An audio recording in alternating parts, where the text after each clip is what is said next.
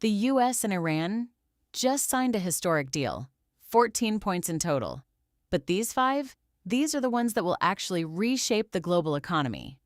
Before we dive in, the deal points I'm about to break down come directly from reporting by CNBC and BBC, based on the official agreement signed between both parties. Point 1.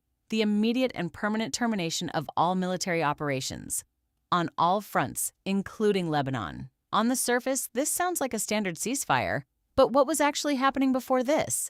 Two major powers, in active conflict, global shipping disrupted, energy markets in panic. In my view, the U.S. took this step to avoid a global crisis that was acting like a ticking time bomb. If left unchecked, unpredictable, catastrophic consequences could have followed. Consequences the entire world would have felt. Point 2.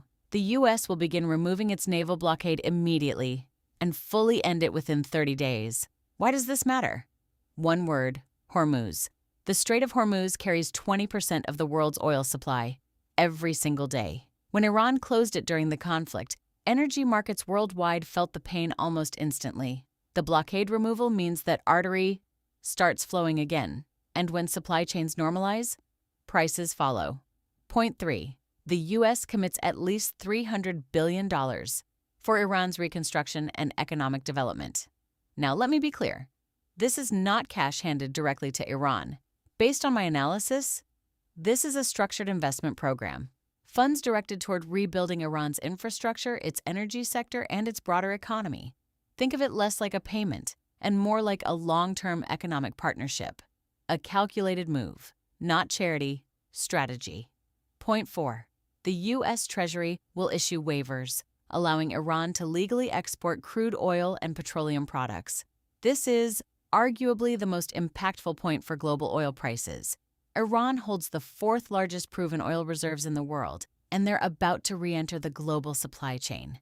More supply, same demand, means downward pressure on prices. If you've been watching gas prices at the pump lately, this is exactly why analysts are now talking about prices dropping. Point 5. Iran reaffirms it will not develop nuclear weapons, though the full details are still being negotiated. The U.S. has long been worried about Iran's nuclear capabilities, wanting to prevent weaponization and make Iran's program far more transparent to the world. But Iran isn't walking away empty-handed either. They want to maintain their civilian nuclear program and gain formal recognition for their right to enrich uranium for peaceful purposes. Both sides giving something, both sides keeping something. The real question is, will this balance hold? Here's my take on this. In my view, this agreement will reach its peak. And the reason I believe that comes down to the technical points of each clause in this deal. Every point is specific. Every commitment has a timeline. Every obligation has a consequence. That level of structure is not something either side walked into lightly. Watch closely, because what happens in the next 60 days will tell us everything. Follow 3-Minute Econ for global economic news, explained in under 3 minutes.